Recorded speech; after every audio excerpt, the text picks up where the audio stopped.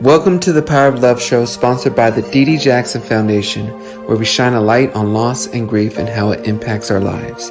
We are here to provide hope, resources, and a community so no one feels alone in their grief. Enjoy the show.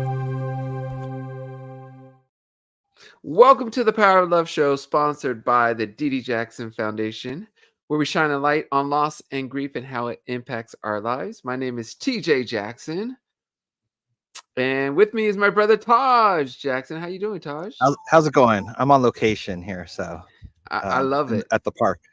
I love it, Taj. I feel like this is Taj's first time being away from home while doing a show. So it's a different vibe, and I'm happy he gets Yeah, to experience it.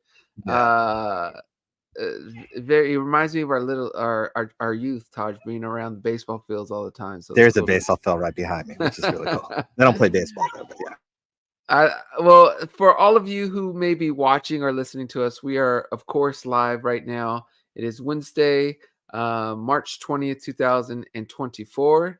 My 16-year-old daughter's birthday. She just turned 16 today. Happy birthday to you, Dee Dee. But we Yes. are live, of course, and you may be watching us on Facebook and YouTube.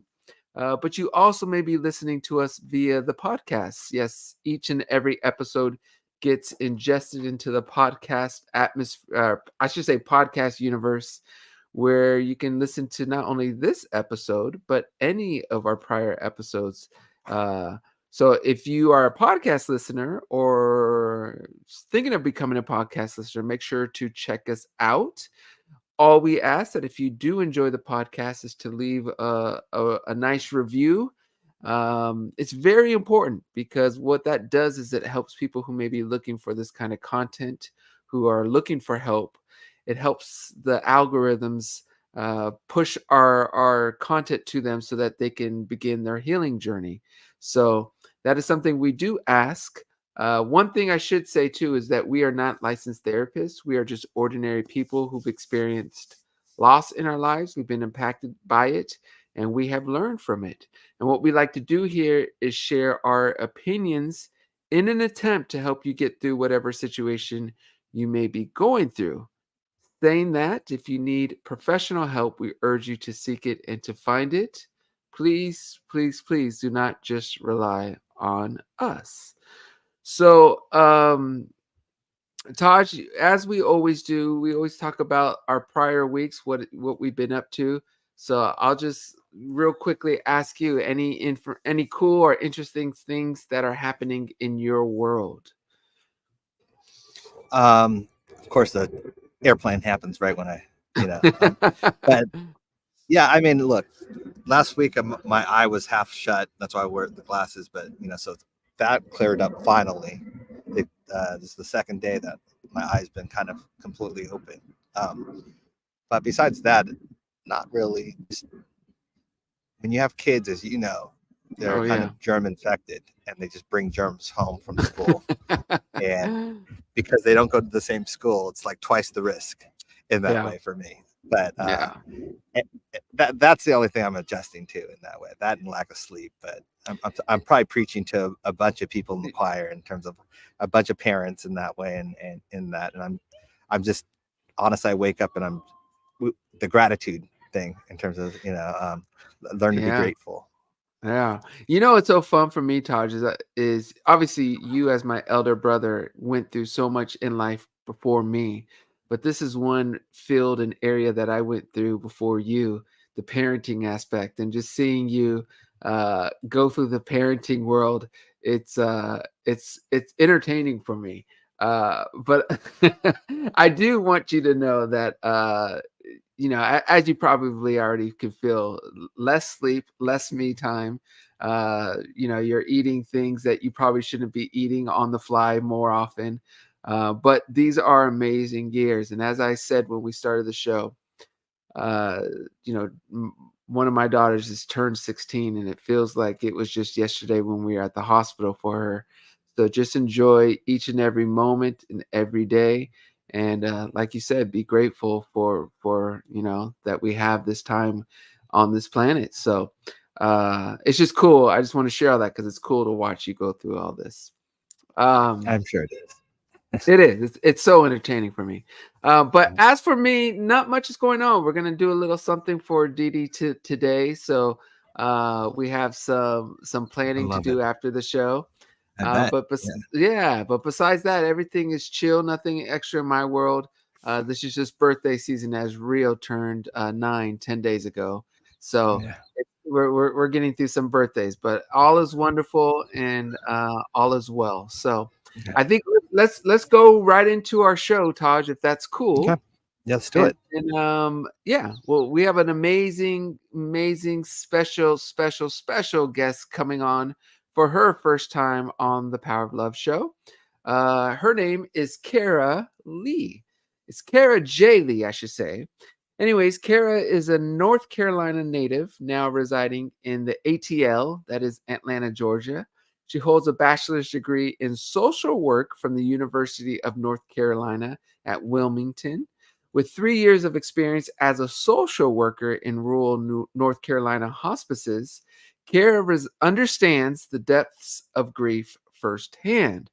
Motivated by her personal journey, she founded the Releasing Grief Instagram page as a safe haven for those facing similar struggles. Currently expanding her reach with the Releasing Grief YouTube channel, Kara aims to provide support and comfort to others on their grief journey. Additionally, her ebook, yes, Kara has written a book. It is called The Day I Lost Someone. That book shares valuable insights and experiences to aid others in navigating their own grief. I love it. Obviously, Kara is doing her thing in the grief space, and I and my brother Taj and our entire foundation are happy and excited to have the one and only Kara Lee to the Power of Love show. So, without much further ado, ladies and gentlemen,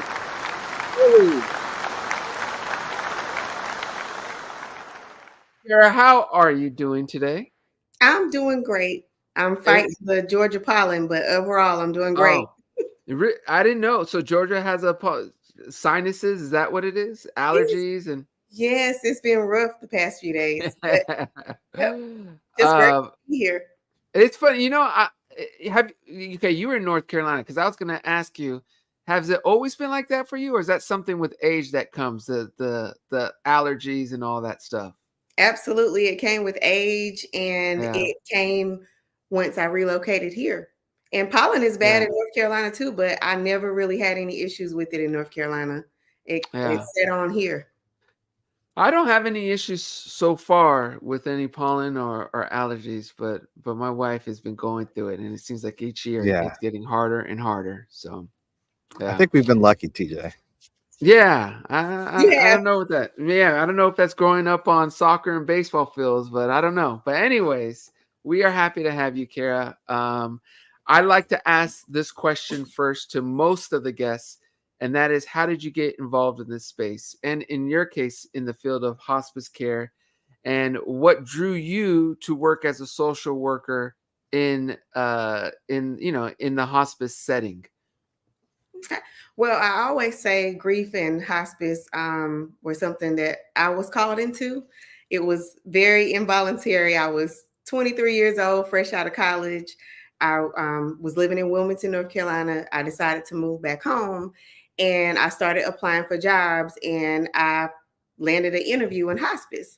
And at first, I was kind of standoffish about it, but I grew up, my uncle, Walter Barfield Jr., he was the owner of the longest standing Black owned funeral home in the area. So I had been around him and my family in that space a lot growing up. So I understood working with people who were grieving just from being around them. And I come from a big family. So there was never a time in my life that I don't remember having to go to funerals or being around people who were grieving. I look back at every age or every stage of my life, that was just something that was going on. So I decided, hey, I'm just going to go and do the interview. I think I can handle it. I went, they offered me the job, and I Mm, was in rural North Carolina working in hospice for about 3 years. And I actually had a few clients that I knew. So, like one of my very close friends, her mother was a client of mine, some of my classmates, and I ended up going back to school to get my master's in a different field. So that's how I kind of phased out of it. But grief continued to follow me for a long time, just with, I had a friend that died in a four-wheeler accident. I had a friend who died at the hands of her boyfriend, and I Wow. also had two cousins who were murdered. I'm so Mhm. sorry. No, it's okay. All good. We're chill. Yeah, yeah, we're Two chilled here. cousins. It's just something that just continuously kept following me. Yeah. And the Releasing Grief page came about because someone who I was involved with in a relationship on and off for about 14 years, he passed away. Oh, okay.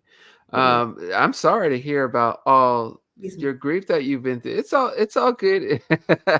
um, I want to ask you, did you know that you would go down this route with all your work? Because not only the social working that you're doing, but you've also started a Releasing Grief Instagram page and a YouTube channel. When did that become part of the plan, and how did that come about? Well, you know what? It's ironic that my little person just peeked his face into the video. Love So it. the interesting thing about me starting the page, so Sean passed away in 2016.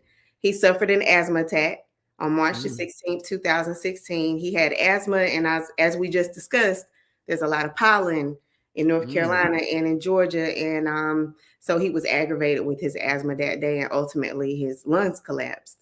Um, oh, so fast forward, I gave birth to my son in 2018. And if you go down the Instagram page, you will see that the first post was in, I think, July of 2018. The page actually started out of shame, to be honest with you. mm, My son was very small. He was born in April of 2018. So in July, he was just, a few months old. And I was uh, drowning in postpartum.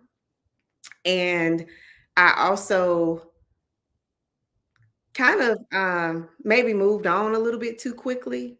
So between my son, the postpartum, and me being just generally ashamed to tell people that I was still grieving Sean's death, I created secretly the page just so that I had a space to express myself.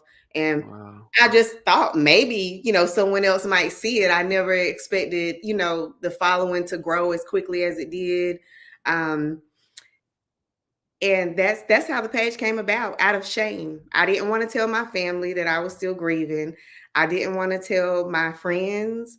And I kind of thought that people were probably exhausted with listening to it anyway. And I had my own personal Instagram page, and I didn't want them to interact because I really didn't want my family and friends who followed me to see what I was posting or what I was saying. So I just hopped into a world of strangers because, as we know, when Yeah. we go on social media, you can find people to connect with and you don't have to know them. And Yeah. if you share a common interest, it's easy to talk. Sometimes it's easier to talk to a stranger, you know, 100%. just to say what you're 100%. feeling. And so that little person who just decided to peek his head in on the way to the refrigerator is part of the reason of how that came about. Just That's postpartum cool. shame, and obviously Sean is not his dad, and so unfortunately his dad probably got caught in some of the lingering grief himself, and Mm, and he was never insensitive about it, but I think overall, sometimes you have people talking to you when things like that happen, especially if you're younger, and they may tell you like, hey, you should move on, maybe you should try dating, and maybe you just do it a little prematurely. mhm. And that's how it came about. That's how the Instagram page came about. I always commend people like you who share their story. I mean, my brother and I, we this is our 310th show. So 310th week of doing the show. So it's been some time. But the one thing, Congratulations. thank you, thank you. I say that and share that because I would have never, I could have predicted a lot of things, but I would have never have predicted the healing that happens by talking and expressing out your grief. And I just love the fact that you, whether you knew it or not, but you are able to get some of that grief out by posting and by sharing. Like you said, sometimes it's easier to be open with people you don't know. You don't have to worry about the judgment and all the, the critical, the eyes or any of that. So it's one reason, and I know this is going to feel like a shameless plug, but it's important for us to say is that we have, for anyone who's watching, that Dee Dee Jackson Foundation Facebook group. And I love that group because it's just a group of people who can just express how they're feeling or what they're going through and get great feedback from, like you said, strangers that care. And it's a really comforting way to help with your grief on your schedule and on your time and in your way. So for anyone watching or listening, I'd advise you, whether it's the Facebook group or doing your own thing like Kara did, I think that's a very powerful way of getting some healing done when it comes to grief. So Yeah. Yes, yes. And I had several people had recommended that I would go to therapy. And I think I thought, well, I was a social worker in hospice. I can do this. I don't need to go to therapy.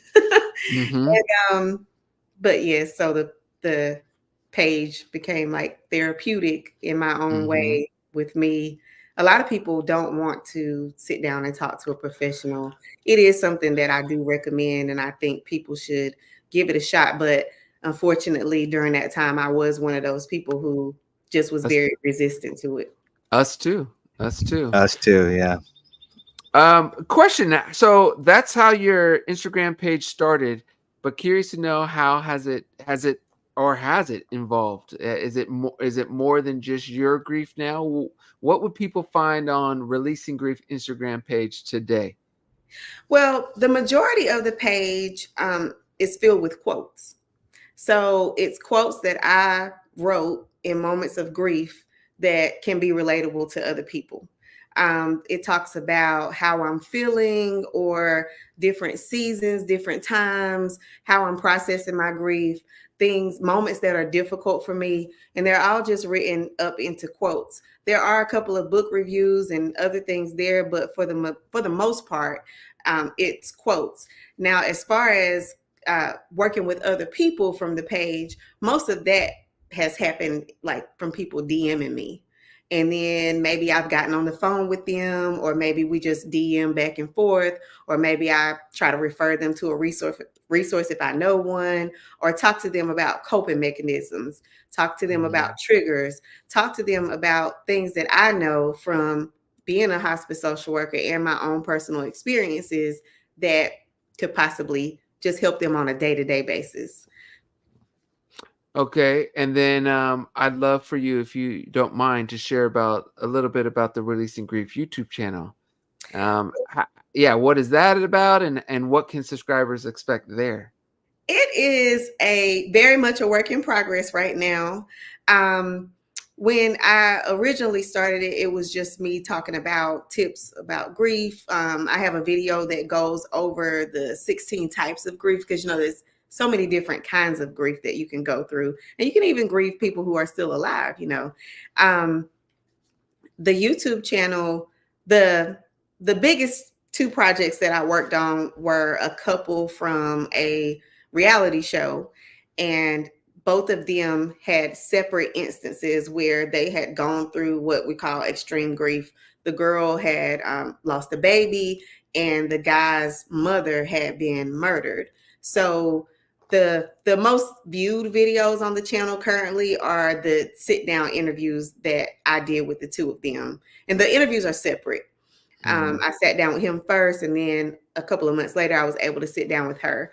The other interviews are just me talking, sharing information. I do have a video where I show a grief box, and the concept of that is that I just have this box of things that remind me of Sean. It's kind of like everything condensed into one place, and I tell people about it, what's in it, and kind of encourage them to maybe make one, just different things to cope. So it's very much a work in progress. I haven't put a video up in a while. But I do have a couple of other people lined up, fortunately, who would like to work with me that saw some of the videos. And so I hope to get it back on track pretty soon. Nice. Okay, so before I just put up a banner for your book, The Day I Lost Someone. I put up the wrong one, so let me put that. So before we get to your book, I just want to first of all commend you for working at all in hospice and in that realm and in that world. I couldn't imagine doing it. I don't know if I'm strong enough, brave enough, all those things to work in that space. So first, my brother and I want to just show some love for you and people like you who do that work. Thank you. Thank you. Because Yeah, it's a tough space to be in. I mean, there are times when you're present when the person passes or transitions. So it can be a tough space to be in. Can I ask you? I want to ask you two questions. It was just one, but you just said something that sparked another question for me. Okay. After seeing someone transition, and being in that position where you see it, I don't want to say on a regular, but you've seen it, I'm sure, multiple times. Has the experience of being there, has that changed at all, either your perception or your viewpoint of eventually the day when you pass? Has that changed your mentality? Or I should say, what has that taught you about the dying process for you, Kara? And in your words and in your experience? Well, one thing I really learned from working in that space was to try to keep peace in your life as much as you can. I was able to talk to people who were just fine with passing away. I remember once this lady, she always sticks with me. She was in a marriage, and I don't think, thinking back, they were probably in their 30s. And when I went that day, that was the last time I saw her before she passed away. And she was so frustrated with her husband and how he wasn't rearranging things or just making space for all of the equipment. I remember I was walking with her to go sit down, and her breathing tube, the cord got caught into something and snatched and detached itself.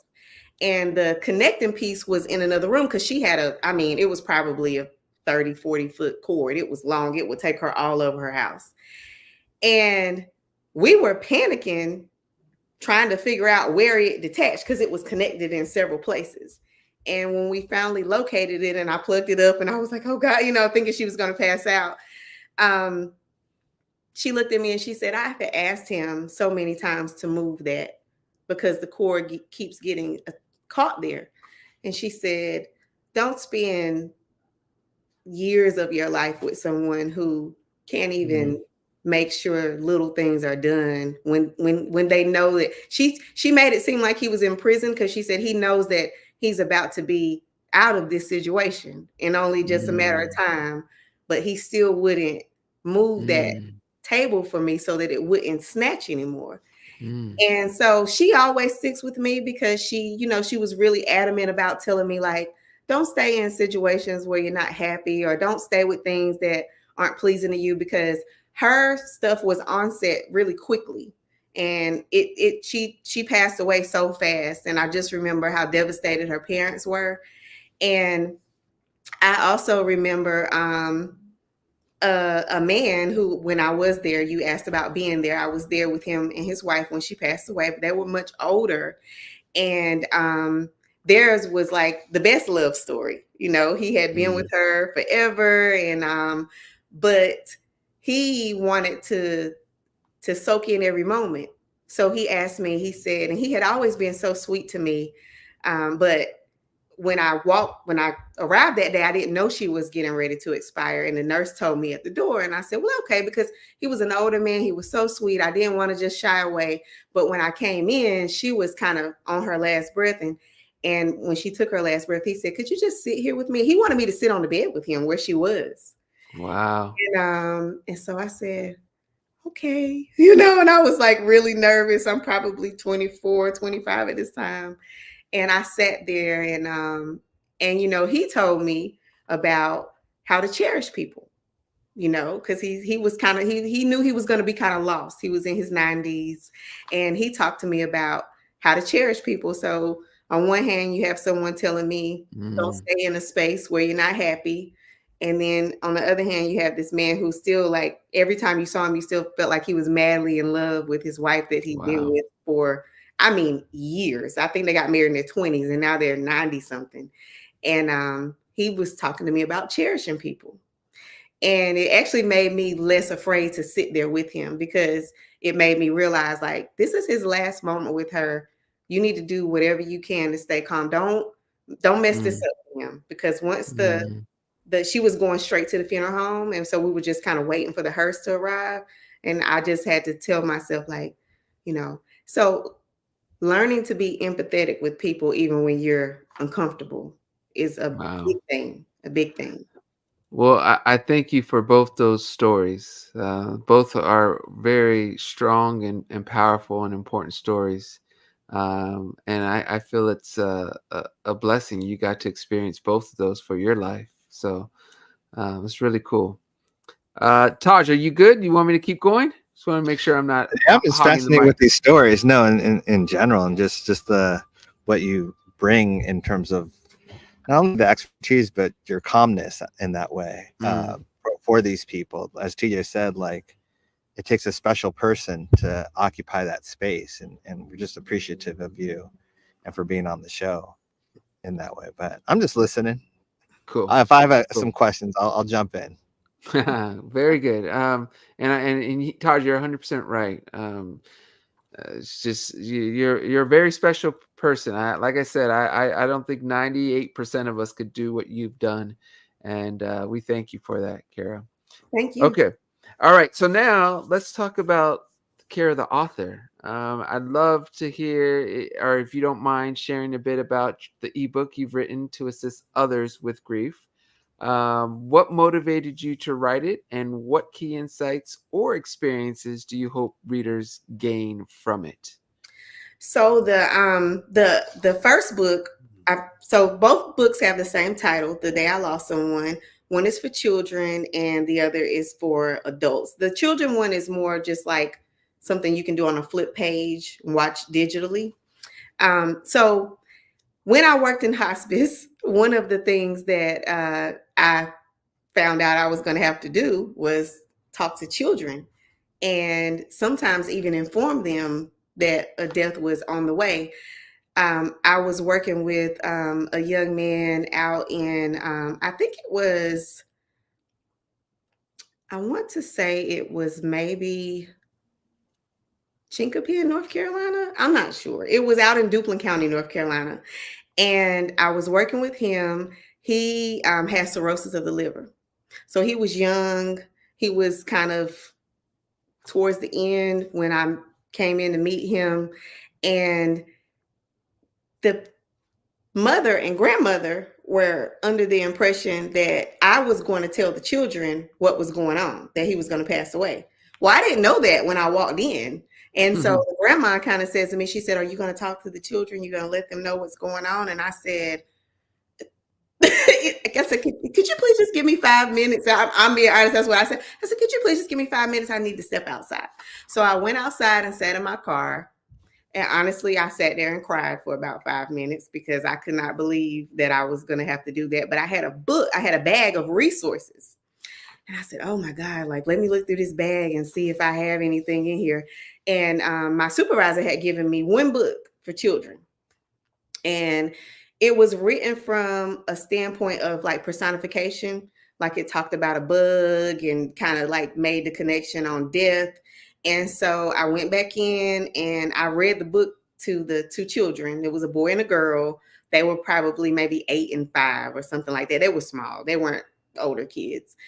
And I read the book to them and I asked them if they had any questions. And, I explained to them that their dad was passing away and he probably wouldn't be living too much longer. I think he might have lived 2 or 3 more days after that.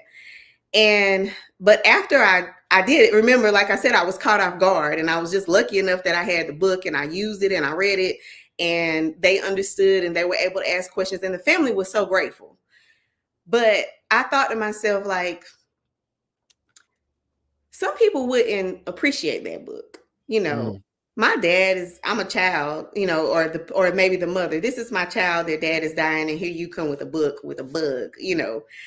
Tell them straight up, like, give them the beef and potatoes of what's going on in a realistic manner.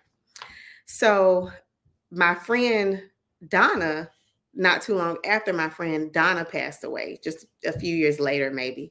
And she was a teacher. Kadir, step aside. Okay. Mm-hmm. Don't go in the camera. Yeah, go listen. Thank you. Okay. So my friend Donna, she was a school teacher and she passed away. And I just kind of wanted to do something in her memory. This was before 2016. This was before all of this, but after being a hospice social worker. So Donna passed away, and I decided to write a book of a teacher who explains to the students that someone died, and just kind of make a scenario where you can talk through it with a child.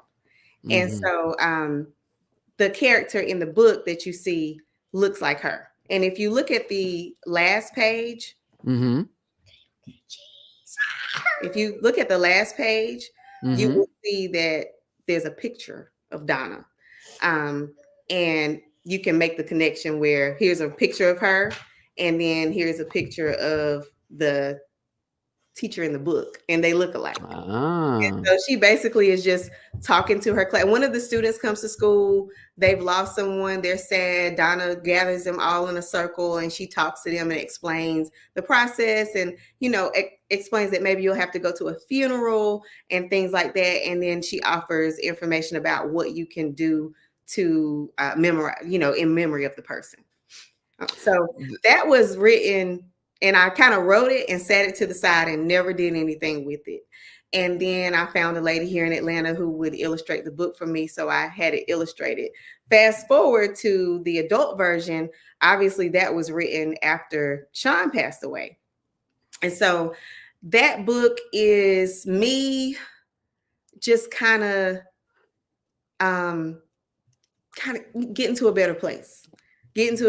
So I'm writing my thoughts down, and I am writing that in the mindset of what can I put in a short book to help someone? Because I say in the beginning of the book that when I was grieving, I bought grief books. Even though I didn't think I needed them, I bought books. I was looking online, reading reviews, like, yeah, get this one. But they were long. So whenever I received them and tried to read them, I found myself just going to the table of contents, like, what can I do? What can I do?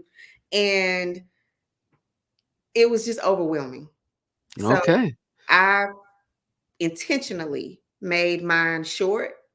And at the end, it has help sheets, because sometimes self-help for me is like writing things down or answering questions that help me work through my feelings, or write down how I'm feeling so I can go back and read it and look at it and also be able to see how I've grown.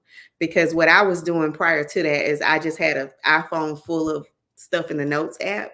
I would open my notes app and just type letters to Sean, or my thoughts of what was going on and things like that. So that's kind of how that grew. Do you have the book on you right now? Because I would love to know if you'd be open to reading an excerpt from one of the books. I do.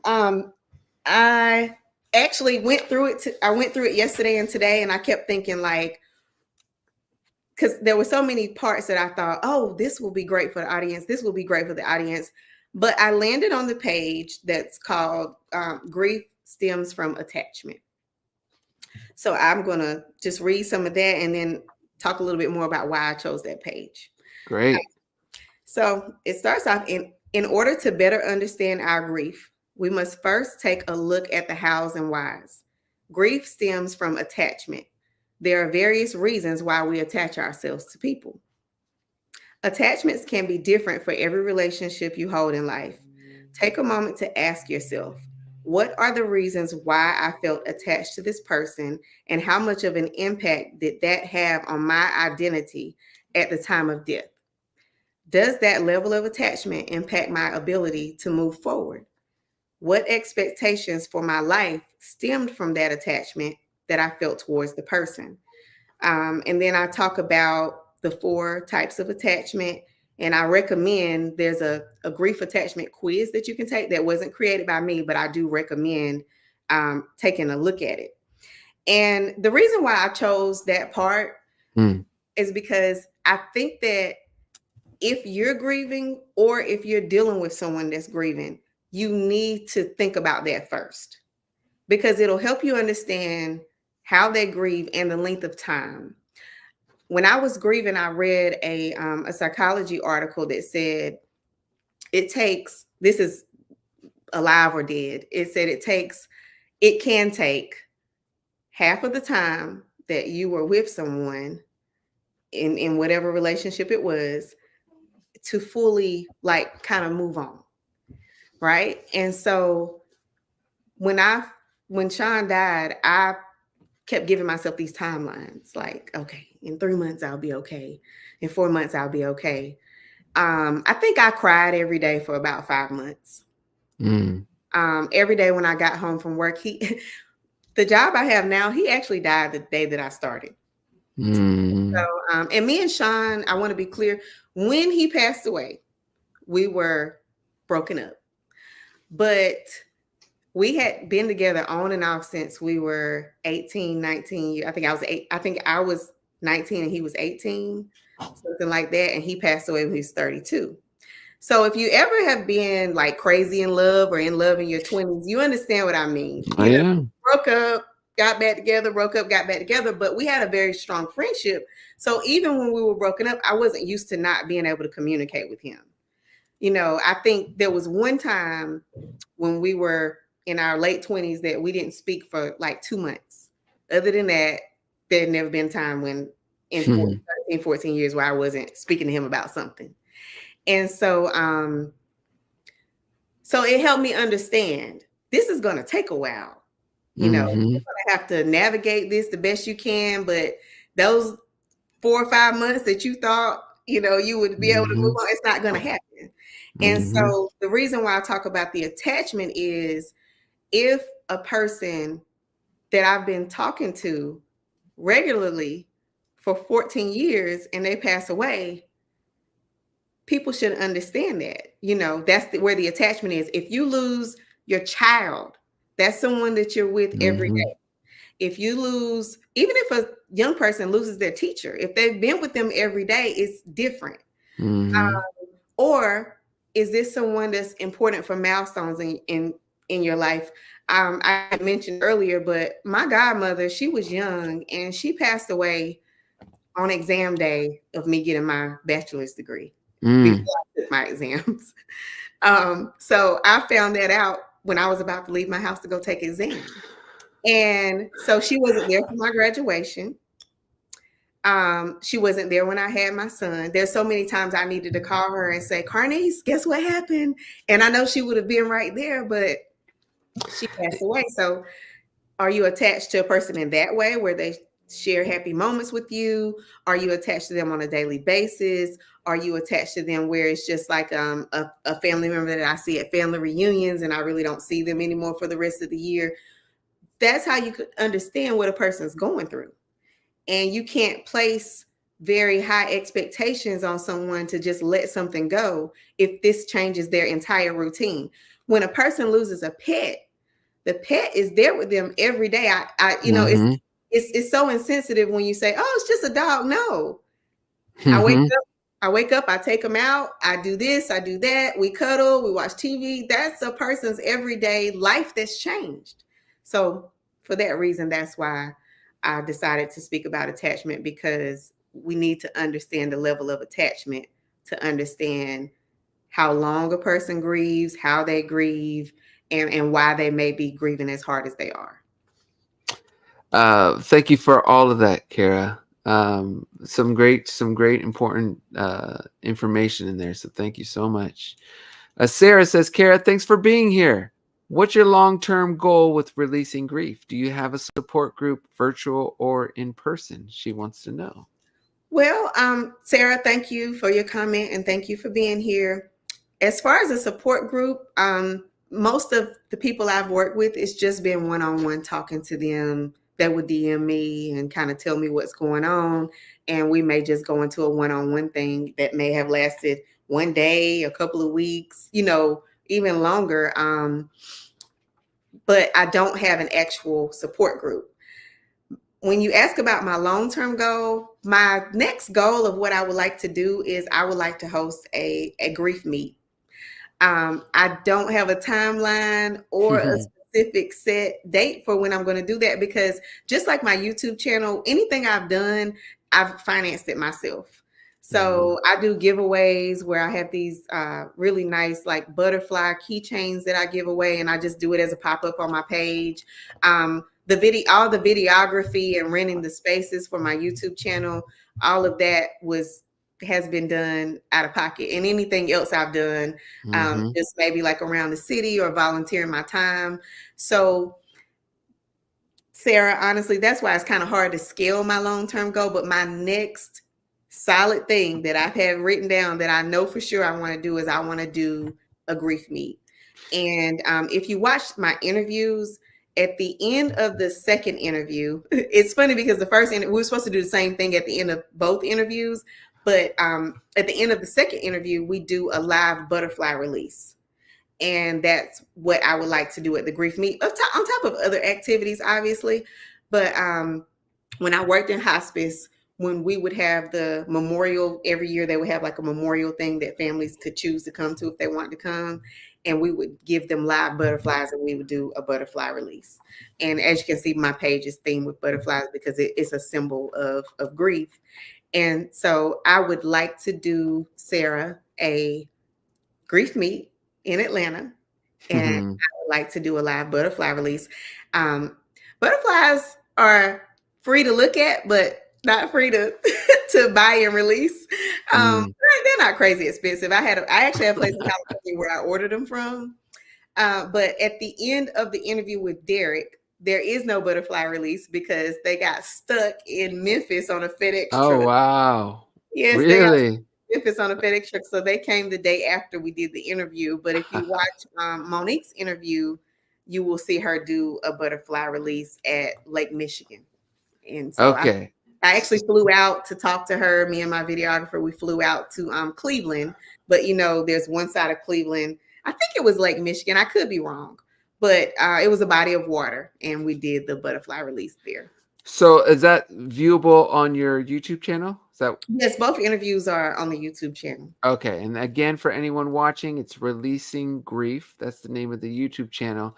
And then for someone who wants to stay in touch and know all that's going on and possible things such as a community, meetup, is that the best way to do that? Would be to follow your Instagram page? Yes. Mm-hmm. Okay. I do have an email, releasinggrief@gmail.com. Okay. And let me make sure I get all this up. And so I truly try to make time for anybody who sends me a message, because one thing I don't want is for someone to message me and it just fall on deaf ears. So I try to respond. Sometimes it can be overwhelming, to be honest, but I do try to reach out and at least send my condolences to anyone who sends me a message, because I know that it takes a lot to even just take that step. Kara, one more time, what was that email address? Releasinggrief@gmail.com. Releasinggrief@gmail.com. Yes. Mm-hmm. So does that look right? Yes. Mm-hmm. Okay, perfect. Okay, I just want to make sure that gets out there. Okay, we need to wrap up soon, Kara, but I do want to ask you one more question. It's just I would love to know what advice you would give to someone who is struggling with grief and looking for support in some way. What would you tell that person who's just struggling with grief? Well, to be honest, I think it depends on what type of loss you're experiencing. But my best advice, aside from like therapy and things like that, my best advice is this: don't take things from other people personally. That's the biggest hump that I had to get over, for a lot of reasons. There was some conflict surrounding his death. There was some people who just genuinely didn't want to embrace me at that time. His mother was a huge help with helping me navigate all of that, and she stuck with me. I can, she'll reach out to me now. She stuck with me, and she really helped me. But don't take things personal. And I think it's important for people to know support groups are great, church is great, friends are great. But for me, I had to really go into a place of self because I had to put boundaries in place. I had to mentally coach myself every day because there was just a couple times when I just felt like this is not getting any better. Like, I don't know what to do. I just kind of felt like I was losing my mind, to be honest. But I had to really learn how to depend on myself. And I don't want to say that to make anyone isolate. So I want to be very careful with those words because I don't want to encourage isolation.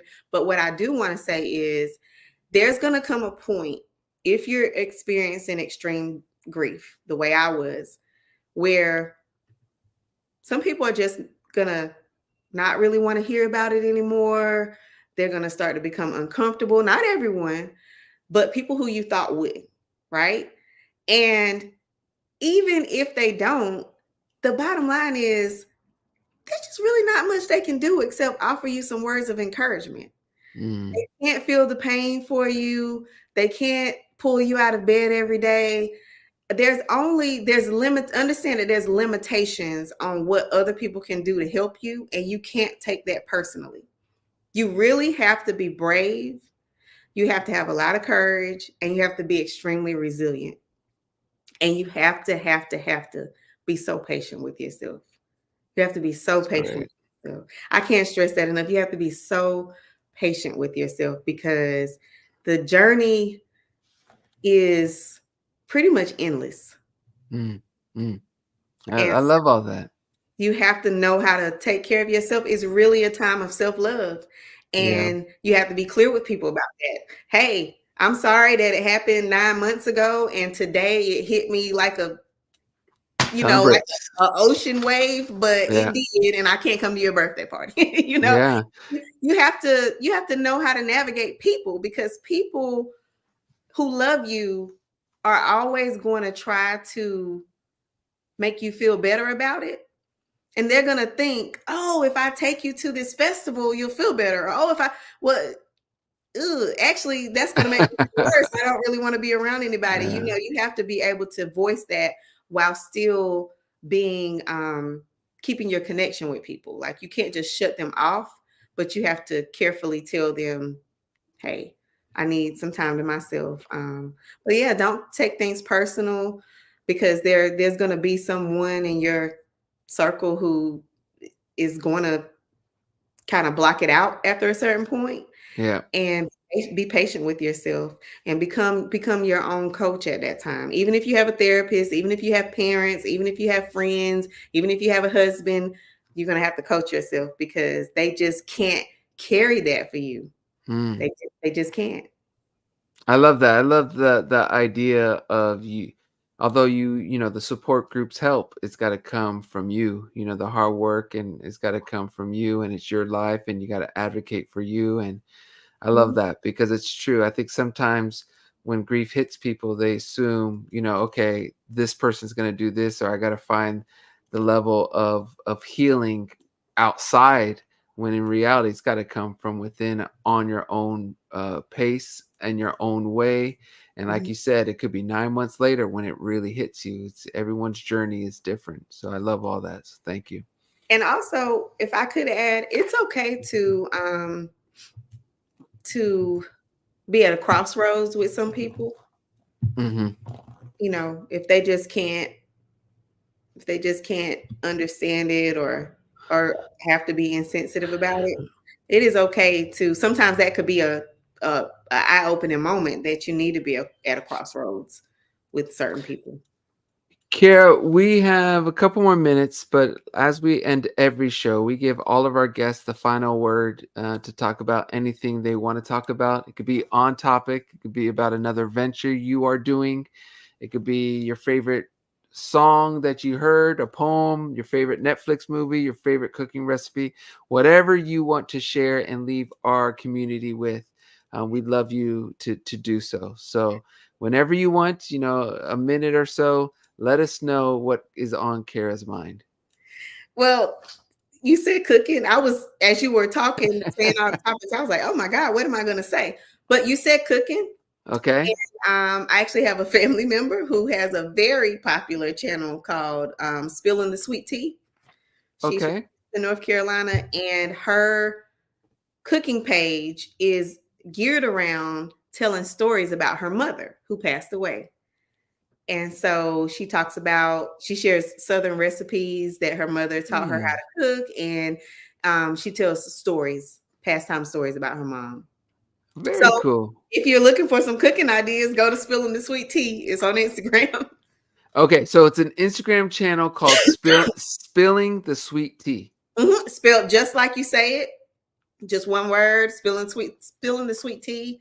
Instagram, TikTok, YouTube.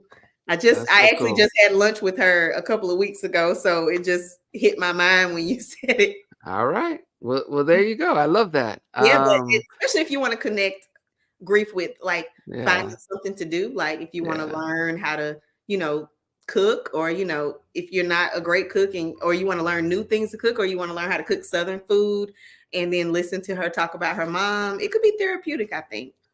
I completely agree. Okay, cool. Spilling the Sweet Tea. I love that. All right. So to wrap up, one way we like to wrap up is to share some comments. So I'm going to share a couple comments, then I'm come to you, Taj, for a final word, and then we'll wrap up. Miss Silent Siren says, Kara is right. I'm in an unhappy place and we'll try to change it. That was from earlier today, from what you learned from the hospice story. Paigey says, thank you, Kara. It's a blessing that you are doing this type of work. I have a hard time wrapping my head around death in general. Lana's comment is attachment is so powerful, pet or person. Once we have shared time, a life with someone, there is a piece of our heart that has a hole and never gets filled but can heal with time, love, support, and prayer. Sarah says a client of mine painted a butterfly in session today. What a gorgeous metaphor. Carol adds, you are so valuable, Kara. Thank you. And then Jack Love says, Kara seems sweet and cool. She reminds me of a friend of mine from high school. Oh. And then and then Kara also says, we need more compassionate people like you, Kara. We don't have enough people like you. And I just want to add, they're all completely right. You are very valuable. And you have all of our support. I'm excited to hear about how this group meetup happens in Atlanta, and then maybe eventually an online one, because there's a much more reach, obviously, and more people that would love to be able to do it. But just want to let you know, on behalf of my brother Taj and our entire community, Carol, we are behind you. We support you, and we are lucky to have you in the grief space. So thank you so much for all you do. Thank you so much. And to the young lady who you read her comment first, excuse me, the allergies. She says she's in an unhappy place. Please be encouraged. I understand. Like when someone has experienced death and they say that, I don't know if we all can fully like envision what they say, because unhappy is so much more than just that word. And I know what it's like to sit by yourself and cry and just feel like you'll never, get to your feeling like yourself again. And so please be encouraged. If anybody, I don't know if y'all linked it anywhere, but if anybody would like a copy of the ebook, it's printable. Send me an email, releasinggrief@gmail.com. Don't worry about a charge or anything like that. Like I will just send it to you. And it's about 20 or maybe a little over 20. I'm having a brain fog, but it's not very long. But if you're interested in taking a look at it, just email me and just put in the subject, please send a copy of the book, and I'll reply and send you a copy of it. So but please be encouraged. It will, there'll be a lot of bad days, but you'll start having more good days than bad days. Ladies and gentlemen, Carolee, thank you so much. Taj, I did say I'd come to you if you wanted to add anything before we wrap up. No, just thank you for coming on and sharing your story. Honestly very amazing in every retrospect of just every field that you've been involved in. And we talked about how important is what you're doing, but just adding that you wrote a book and then but 2 books, it's like the built-in version and the not version, which is so needed in that way, having both in that way. So just really appreciative of you, and thank you for sharing your stories with us. Oh, thank you. Thank you so much for inviting me. It's been a good experience. Thanks a lot for inviting me. All right, ladies and gentlemen, her name is Carolee. Again, I'm gonna flash some of these handles. Instagram is Releasing Grief. YouTube is also Releasing Grief. Her book is The Day I Lost Someone, and her email is releasinggrief@gmail.com. Reach out, go follow, go watch, go subscribe, do all that things, all those great things. And Kara, next time you have anything you want to say or another project, you just reach out to us. We are here for you. Okay. Thank you so much. All right. You. All right, everyone. We are going to wrap up today's show. We will be back next Wednesday at 1 p.m. Pacific Standard Time. Thanks for watching, and adios, everyone. Bye.